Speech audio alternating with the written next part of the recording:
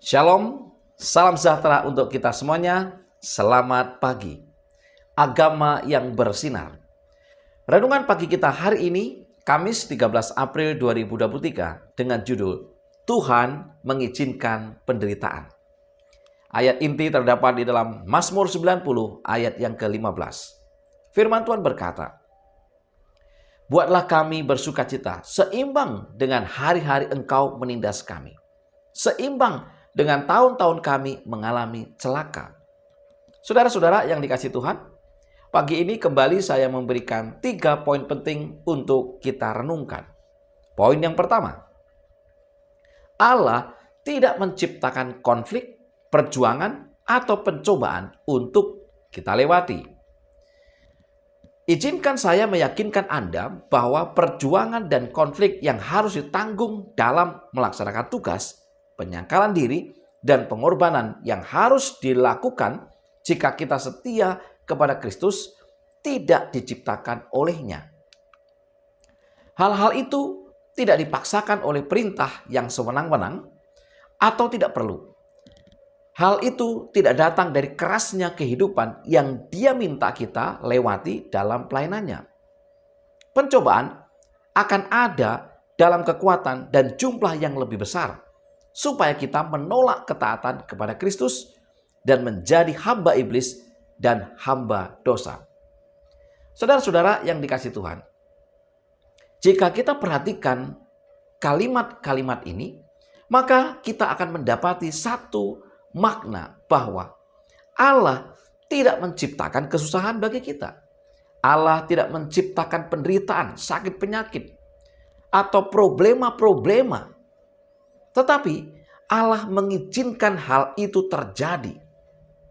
Justru semua kesusahan yang ada di dunia ini, semua penderitaan, semua masalah, semua konflik diciptakan oleh si jahat, iblis. Agar apa? Agar kita menjadi hambanya, menjadi hamba dosa. Namun dalam hal ini, Allah tidak tinggal diam.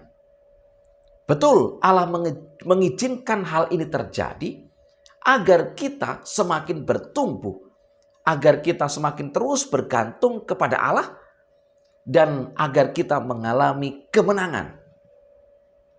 Inilah hal yang paling penting dalam kehidupan ini.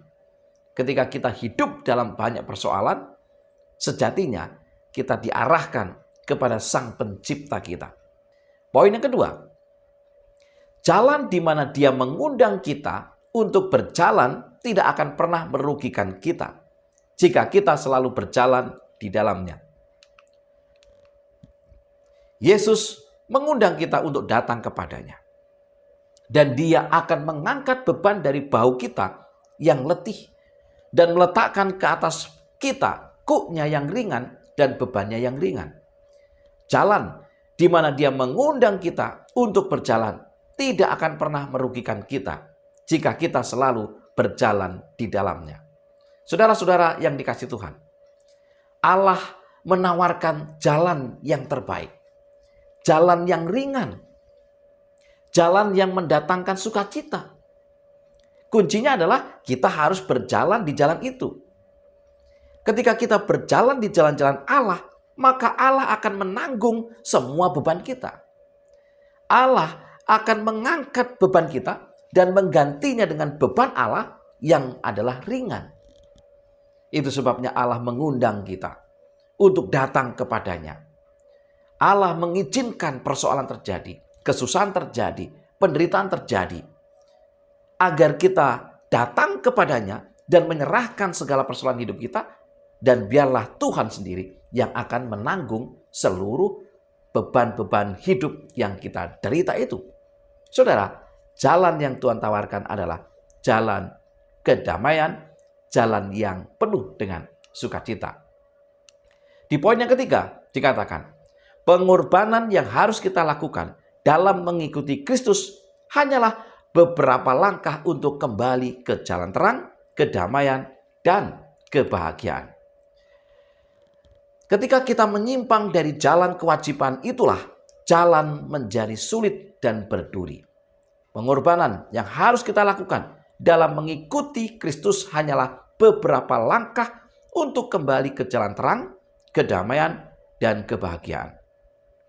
Seluruh kutipan kita hari ini diambil dari Testimonies for the Church, jilid 4, halaman 558. Saudara-saudara yang dikasihi Tuhan, ambillah jalan Kristus, maka Anda akan menemukan jalan kedamaian, jalan terang, jalan kebahagiaan.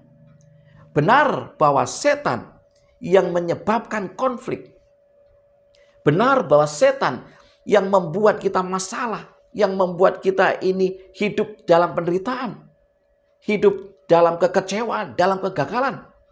Tetapi kalau kita mau berjalan di dalam jalan-jalan Allah, maka Allah akan mengambil beban, Allah akan mengambil kesusahan-kesusahan kita itu dan menggantinya dengan kedamaian dan sukacita.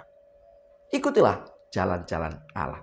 3 poin utama kita hari ini adalah, yang pertama, Allah tidak menciptakan konflik, perjuangan, atau pencobaan untuk kita lewati.